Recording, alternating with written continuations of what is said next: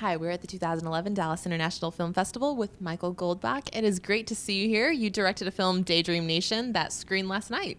Yeah, I got in yesterday and we screened Daydream Nation, and I wrote and directed it, and it was honestly one of the best audiences that we've had so far. It was amazing. I was so impressed with the people of Dallas and their response to the movie.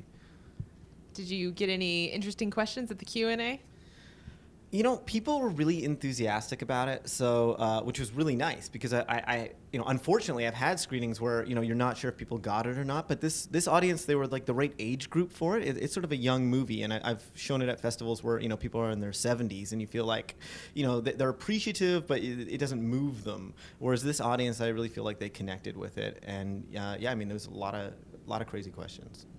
Sure. So tell us a little bit about the film. I know you have a fantastic cast for it. Yeah, the film, it's called Daydream Nation, and it stars Kat Dennings from Nick and Nora's Infinite Playlist, and she's in Thor coming out soon, and Josh Lucas and Annie McDowell and Reese Thompson. And it's basically about a girl that moves from the city to a small town for her last year of high school, and she can't relate to the boys her age. So she begins an affair with the one person she connects with, which is her teacher, Josh Lucas. And then it gets kind of darker and stranger from there.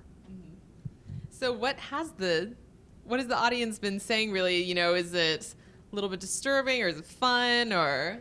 Well, I think overall it's a fun film if you have a little bit of a dark sense of humor. Like it's dark and it's surreal, but it's also very romantic ultimately. So I think the audience appreciates that, or at least this audience appreciates that we tried something different with this movie, which is to combine a number of different tones and feelings. And from the outside, it can kind of look like a potentially cheesy teen film, but when you actually watch the movie, hopefully it's a lot more complex and interesting than that. And I think people were surprised by that. Sure. So where did this story start? Where did the idea come from? Um, it's hard to say. I would say that when I begin writing something, I like to start with a question, and in this case, the question was, there was always a girl in my high school class who was sort of beautiful and really mature for her age, and didn't really pay attention to me or guys my age. She always seemed to be in trouble with older guys. And just as an adult, I wanted to revisit that character and ask the question, who was that girl? Can I finally understand her? And that was a really fun way to begin writing.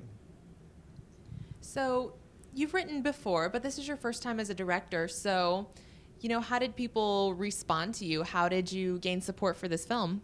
Well, it took a long time. I wrote it about 8 years ago. So it took, 8 years to finally get off the ground. And there was a lot of painful moments and trial and error and rethinking career options during that period. And then all of a sudden it comes together and it feels it's just an amazing feeling. And we got this unbelievable cast for a first film. And as a director, as opposed to being a writer, my job was to stop being a writer and just deal with what was in front of me and deal with what's going on that day and kind of channeling everyone's energy and thankfully I had the talent around me to make that easy.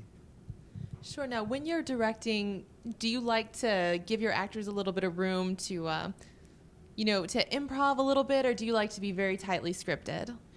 It's pretty tightly scripted overall. It's the kind of film that almost has to be, but within that, there's a little bit of wiggle room for sure. I mean, it's not like, there's like this sort of like Judd Apatow comedies where you can tell everyone's improving and it's totally hilarious. It's not like that. But like I said, if an actor's uncomfortable with a line or if we just come up with something better on the day, then obviously we go for it. I'd say the main thing is because it's, ultimately a small indie film, is you're always crunched for time. So there's always that point in the day where you're like, how can we make this scene shorter and still capture its essence? And I'd say that was our form of improv. So was this a pretty big learning curve for you as a first-time director? Huge learning curve. I always said, as a director, my kind of general philosophy was everyone on set knows their job better than I do. But I know this movie better than they do, so my job is to communicate what I think the movie is to them and kind of beg and plead for their help. And thank God I had great people around me, great actors and a great crew, and we made I think a beautiful movie. Sure. Now, who were your producers? Were they able to help you out some with that? Oh yeah, my producers were amazing. I had, it's a Canadian film, so I had producers in Vancouver, Christine Habler and Trish Dolman, and producers in Toronto, Simone Erdl and Jen Weiss, and they've worked with Adam McGoyan and Bruce McDonald and a lot of really amazing Canadian filmmakers. So. They completely carried me on their backs, which is wonderful, and I'm eternally thankful because this was a very hard movie to get made. Sure. So, what's the future of this film? And I mean, your future. What are your future projects? Well, right now I'm writing a movie for Mark Waters, who he directed Mean Girls and Freaky Friday and Ghosts of Girlfriends Past, and he's got this Jim Carrey film coming out this summer.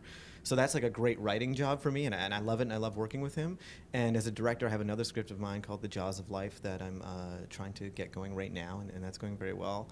And this movie, Daydream Nation, is coming out in theaters on May 6th in New York and LA, and it'll be on DVD at the end of the month, at the end of May. And it's coming out in Canada on April 15th, so next Friday, actually.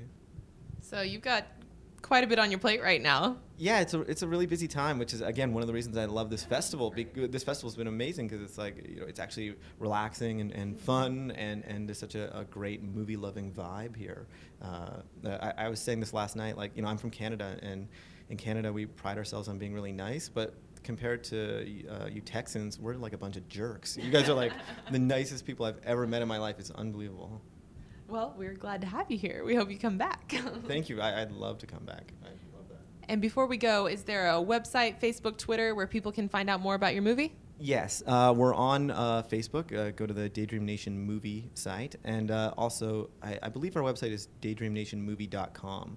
So please check us out on Facebook. It's a small movie, and we need all the help we can get and all the support we can get. So if you like sort of cool original films, please get behind us.